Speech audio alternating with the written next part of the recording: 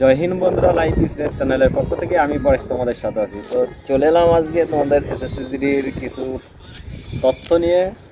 তো তোমরা মোটামুটি ইতিমধ্যে অনেকেই পরীক্ষা দিয়েছো, অনেকেই ভালো রেজাল্টের করতে পারবে, অনেকের আবার পরীক্ষা খারাপ হয়েছে। তো যাদের পরীক্ষা খারাপ হয়েছে তাদেরকে আমি বলবো চিন্তা করার কোনো কারণ নেই, তোমাদের বয়স এখনও আছে। তো সামনের বারের জন্য চেষ্টা করো। এই বছরে কি কি ভুল করেছো তোমরা, তো সেই ভুলগুলো তোমাদের মধ্যে বুঝতে পেরেছো যে আমার কোন জায়গায় ভুল আছে, সেগুলো শুধরে নেওয়ার চেষ্টা করো। আর শুধরে নেওয়ার জন্য একটা চান্স দিয়েছে। আর যাদের ভালো পরীক্ষা হয়েছে তাদের প্রিপারেশন ভালো ছিল, তারা প্রচুর পরিমাণে খেটেছে এটার প্রতি। তোমাদের যে হিন্দি গ্রামারের পিডিএফটা আমি তৈরি করে অনেক আগেই দিয়ে দিয়েছিলাম। যারা যারা নিয়েছো তারা বুঝতে পেরেছো হিন্দি গ্রামার পিডিএফটা কতটা কার্যকরী আর কতটা কাজে এসছে। তো পরবর্তী পরীক্ষাগুলোতে ওই রকম কাজে আসবে, ঠিক আছে, ঘুরিয়ে ফিরিয়ে কোশ্চেন দেবে। তো ওই পিডিএফটা থেকে ভালো কমন আসবে পরবর্তী পরীক্ষায়, অসুবিধা নেই। তো কয়েকজন ইগনোর করেছিল পিডিএফটার প্রতি, তাদের ফল তারা বুঝতে পেরেছে। আমার আর কিছু বলার নেই, আর আমি কিছু বলবো না। কথাই বলে না যে বাজারে গিয়ে জিনিস কিনতে যখন যায় তখন একটা জিনিসের দাম যখনই কম বলে না, তখনই মনের মধ্যে একটা ঝটকা দেয় যে কম দাম বলছে, নিশ্চয়ই জিনিসটা খারাপ হবে। পাশে থাকা আর একটা বেশি দামের জিনিস যখনই একটু বেশি দাম চড়িয়ে বলবে, দোকানদাররা বোঝে যে কোন ছেলে কী ধরনের নেবে, একটু দামটা বেশি বলবে। না, দামটা যখন বেশি বলছে মালটা ঠিক নিশ্চয়ই ভালো হবে। কিন্তু একই কোয়ালিটির জিনিস দাম আলাদা। তো পিডিএফটাও তেমন। আমি তেমন বড় ইউটিউবার নয় আর তেমন শিক্ষকও নয়, ওই জন্য আমার পিডিএফটার মধ্যে থাকলেও মাল ম্যাটেরিয়াল থাকলেও সেটা নর্মাল কম দামের একটা পিডিএফ, মাত্র 51 টাকা। তাই সবাই ভাবছে হয়তো পিডিএফটায় কোনো কাজে আসবে না। তো এটাই ছিল পিডিএফটার গল্প। আর আমি বলবো না তোমাদের পিডিএফটা নিতে, এই পিডিএফটা সারা বছর চলবে আর সারা বছর এই পিডিএফে কাজ আছে, এর কোনো চেঞ্জ নেই। আর যদি চেঞ্জ হয় পিডিএফটার মধ্যে আমি চেঞ্জ করে দেব পরবর্তীতে। তো তোমাদের কাউকে আমি জোর করে দিইনি বা এখনো পর্যন্ত দেবো না পিডিএফ। মাত্র 51 টাকার জন্য তোমাদের জোর করে দেওয়ার আমার কোনো যুক্তি আসে না। তো যাই হোক, পিডিএফটার গল্প এতটুকুই ছিল, ঠিক আছে। তো তোমাদের এসএসসিজিডি যারা পরীক্ষা দিয়েছো অলরেডি, তাদের ভুল কোথায় হচ্ছে সেগুলো আমি জেনেছি তাদের থেকে, আর তারা আমাকে জানিয়েছে। তো তোমাদের যারা এখনও পরীক্ষা দাওনি তাদের জন্য আমি কিছু কথা বলবো। সেটা হলো, তোমাদের ভুলগুলো কোথায় হয়। তোমরা পরীক্ষা যখন বসবে না, তখন একটা নানা ধরনের চিন্তা থাকে। এটা স্বাভাবিক যে পরীক্ষা দেব, এই একটা সুযোগ পাচ্ছি, আবার একটা বছর আবার খাটতে হবে, চাকরিটা আমাকে পেতেই হবে যে করেই হোক। নানান দিক থেকে তোমরা কি বলবো, এক্সাইটেড হয়ে পড়ো, ঠিক আছে, পরীক্ষার হলে। তো এই এক্সাইটেডের মধ্যে এমন এমন কিছু কোশ্চেন আছে যেগুলো তোমাদের জানা বা ফ্রি মোমেন্টে থাকলে তোমরা করতে পারবে, কিন্তু ওই টেনশনের মধ্যে থেকে ওই কোশ্চেনগুলো অ্যান্সার সহজে মাথার মধ্যে দিমাগে আসে না, ঠিক আছে। অপশানগুলো 4টে অপশান দেখে তোমাদের মাথার মধ্যে এমনি গুলিয়ে যাবে। আর তোমাদের এক্সাম্পল একটা, যেমন তোমাদের কি বলবো, তোমাদের ধরো ত্রিপুরার রাজধানী আগারতলা, তোমরা সবাই জানো। আর পশ্চিমবাংলার রাজধানী তোমাদের কলকাতা। তো তোমরা কি করবে, মাথার মধ্যে সেই রাজধানী বা উত্তরটা, সঠিক উত্তর মাথার মধ্যে আছে, কিন্তু অপশানে অন্য অপশানটা তোমরা মেরে দিয়ে চলে আসো। এটা সবার মধ্যেই হয়, এটা স্বাভাবিক। কিন্তু এগুলো তোমাদের ফলো করতে হবে যে আমি সঠিক অ্যান্সারে মারছি কিনা, ঠিক আছে। তারপরে যেমন একটা ভাই, তো ও পরীক্ষা দিয়েছিল গ্রামারে, যেটা ছিল হস্যিকার দীর্ঘিকারের ব্যাপারটা। তো হস্যিকার দীর্ঘিকারটা ওই সময় ওই মোমেন্টে তখন কনফিউজ হয়ে যায়, ঠিক আছে। কিন্তু বাড়িতে যখন থাকবে তখন কোনো ব্যাপার নেই। তার জন্য বলে কি, যে বাড়িতে বসে পরীক্ষা দেওয়া আর হট সিটে পরীক্ষা দেওয়া আকাশ পাতাল বিস্তার। এটাই হচ্ছে ভুল তোমাদের হয় অনেকে। তারপরে তোমরা কি ভুল করো, সবথেকে বেশি ভুল করো, যে একটা কোশ্চেন তোমরা সেটা জানো, অ্যান্সার জানো না, ঠিক আছে, কিন্তু কোশ্চেনটা বা তোমাদের একটু পরিচিত লাগছে, তোমরা ভাবছো এই কোশ্চেনটা ছেড়ে দেবো, এই জিকেটা ছেড়ে দেবো, মেরে দিই অপশানের মধ্যে একটা। এটা টার্গেট লাগছে, এটা সবথেকে বেশি কনফিউজ লাগছে। অনেকেই কি করে, আঙুল গালের মধ্যে নিয়ে কামড় দেয়, যেটাতে বেশি চাপ লাগে সেটা আইডিয়া করে অপশান মেরে দিয়ে চলে আসে। তো বন্ধুরা, এইসব পাগলামি করো না, ঠিক আছে, তোমার লস হবে। এইসব পাগলামি সিনেমাতে বা গল্পের মধ্যে থাকে, এইসব পাগলামি বাস্তবে কখনো হয় না। তো এইভাবে কখনো সঠিক অ্যান্সার বার করা যায় না। তুমি যদি না পড়ে থাকো, তোমার যদি জানা না থাকে, তুমি সেই কোশ্চেনটা সঙ্গে সঙ্গে স্কিপ করে দাও, সেটা নিয়ে তোমার মাথা ঘামানোর কোনো দরকার নেই। আমার কাছে কথা হলো 30টা না পারলে তোমরা 20টা করো, তোমরা ফেল করো, কিন্তু যে কটা জানো সেই কটাই করে আসো। তোমার তো এই একটা সুযোগ নয় যে আমি এটার পরে আর কোনো দিন নিয়োগ হবে না, আর কোনো দিন পরীক্ষায় বসতে পারবো না। তাহলে কি হবে, তুমি যে কটা পাচ্ছ ধরো 20টা পারলে, 20টা করে আসলে, এবার ফেল করলে, তাও তুমি মনে সাহস পাবে যে না, আমি যে কটা করেছি সঠিক নাম্বার আমি পেয়েছি, পরবর্তীতে আমার আরও বেশি টার্গেট নিতে হবে, বেশি করে পড়তে হবে, তোমাদের জেদটা চলে আসবে। আর তোমরা যদি প্রতি বছরে যদি ভুলভাল মেরে আসো না, তখন একটা মনের মধ্যে সাহসও আসবে না, আর পড়ার প্রতি ভরসা থাকবে না, প্রতি বছর ফেল করতে করতে যাবে, আর ওই নেশাটা তোমাদের মধ্যে চলে আসবে, ভুল করার একটা নেশা। ঠিক আছে, অপশান দেখে ইস যদি 5টা কোয়েশ্চেন মেরে দিই, যদি 5টায় 4টে লেগে যায় না, তো একদম কেল্লা ফতে ভাই। এইসব আন্দাজে মেরে অন্তত পড়াশোনা চালানো যায় না, জোড়াতালি দিয়ে অন্য কিছু চালানো যায়, পড়াশোনা কখনো জোড়াতালি দিয়ে চলে না। তো তোমাকে মেহনত করতে হবে, তোমাকে পরিশ্রম না করলে কখনো তুমি সফল হবে না। তোমরা বাড়িতে পরীক্ষা দাও বা বাড়িতে করো, আন্দাজে মারো, 2-1টা লেগে যায়, সেই বিশ্বাসে তোমরা ওখানে গিয়ে এই ভুলগুলো করো। তো আরেকটা বেশি ভুল আছে সত্যি, যে তোমরা পরীক্ষায় যখন যাও কোশ্চেন দেখে তোমরা তাড়াহুড়ো করে ফেলো, খুব তাড়াহুড়ো, যে আমাকে টাইম বাঁচাতে হবে, টাইম ইয়ে করতে হবে। ঠিক আছে, তো এই তাড়াহুড়োর মধ্যে অনেক কোশ্চেন তোমরা ছেড়ে দিয়ে চলে আসো, বা অনেক কোশ্চেন ভুল হয়ে যায়। ধরো তোমার 20টা কোশ্চেন, যে টাইম শর্ট, 10 মিনিট বাকি রয়েছে, 20টা আমার করতে হবে, তো আমি ঝাঁটাঝাট মেরে দিই, ঝাঁটাঝাট মানে শিওর না, কনফার্ম হই না। ধরো একটা অঙ্ক করলাম তাড়াহুড়ো করে, অঙ্কের উত্তর বলে অনেক উত্তর আসে, অপশানেও কিন্তু সেই রকম সেন্স সিস্টেমে ওরা এক্সামিনেশনরা দিয়ে দেয়। এবার পার্সেন্টেজে যেমন 20%, 25%, সঠিকভাবে যদি নিয়মভাবে যদি না করতে পারো, তোমরা 20 অ্যান্সার আসবে তোমাদের খাতায়, সেটা মেরে দিয়ে চলে আসবে, আর সেটাই ভুল হবে। তো সঠিক অ্যান্সার হয়তো 20 না, 25। ঠিক আছে, তোমরা অঙ্ক এইরকম কোশ্চেনগুলো তোমরা আগে দেখো সঠিকভাবে আসছে কিনা, তারপরে কনফার্ম হয়ে তোমরা অপশানটা মারো। তাতে আমার ধরো তুমি তাড়াহুড়ো করে 5টা কোশ্চেন করলে, তোমার 5টা কোশ্চেনে সব ভুল হয়ে গেল, তো তুমি সঠিকভাবে অঙ্ক করলে সেই জায়গায় 5টার জায়গায় তুমি 3টে করতে পারলে, 3টে তোমার নাম্বার আসলো। তাহলে ফায়দাটা কিসে, যে আমাকে ভেবেচিন্তে আমাকে করতে হবে, তাড়াহুড়োর কোনো দরকার নেই।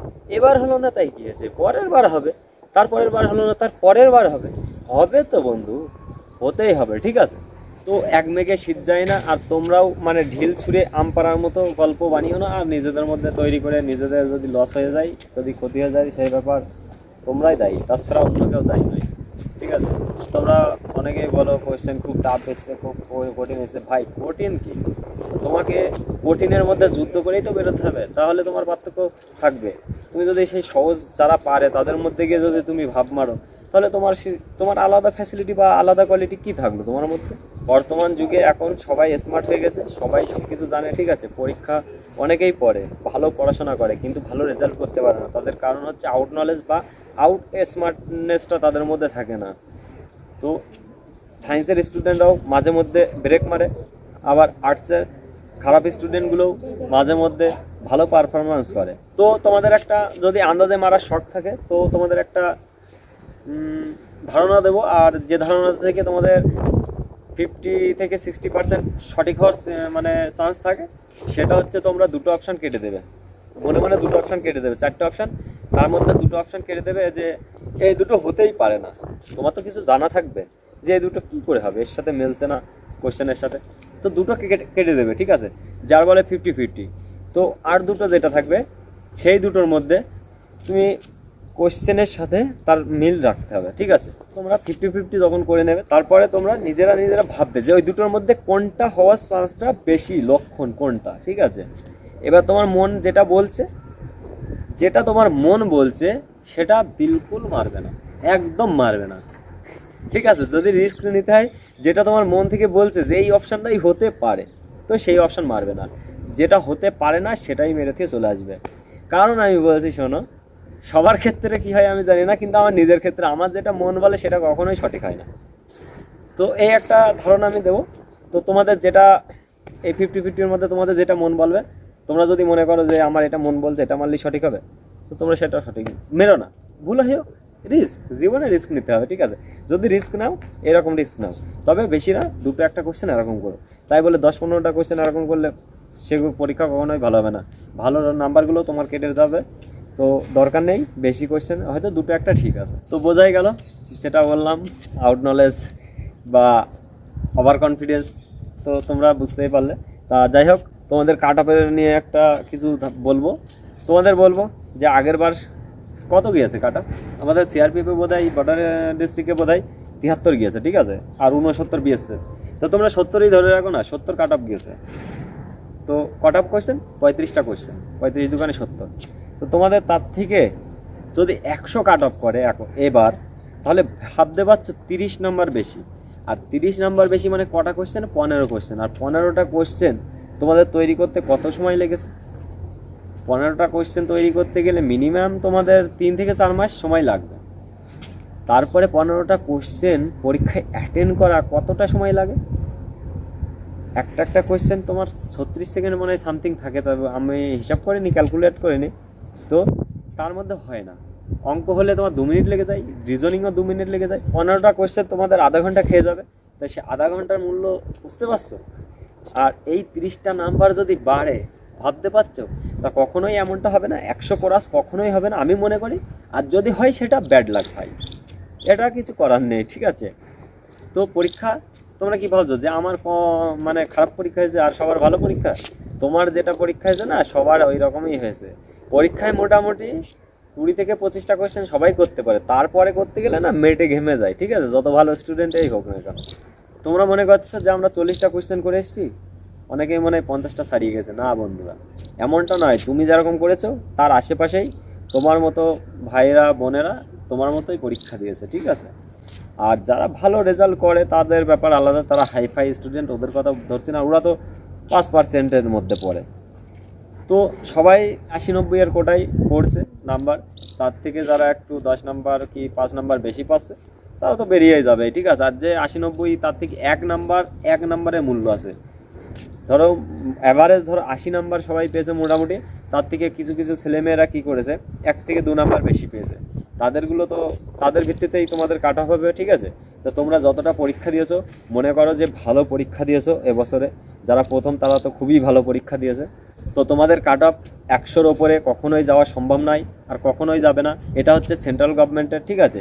এটা কোনো স্টেট লেভেলের নয় যে হঠাৎ করে এই বছরে 50 করলাম, পরের বছরে 80 কাট অফ করলাম, এরকম না যেমন কলকাতা পুলিশে হয়েছে। তো এমনটা কখনোই অফিসার সেন্ট্রাল গভর্নমেন্ট করবে না।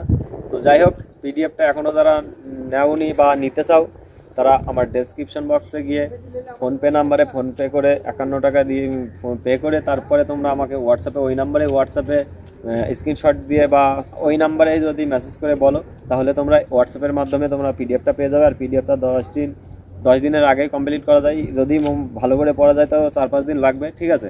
তোমরা নিতে পারো। তো এই সময় ওই বোঝানোর মানে সময়ও খুব কম, ঠিক আছে? অনেকে আছে পিডিএফটা নিয়েও বুঝতে পারছে না, বলছে দাদা কীভাবে করবো বাক্যশুদ্ধি, এটা কি করব, ওটা কিভাবে করব।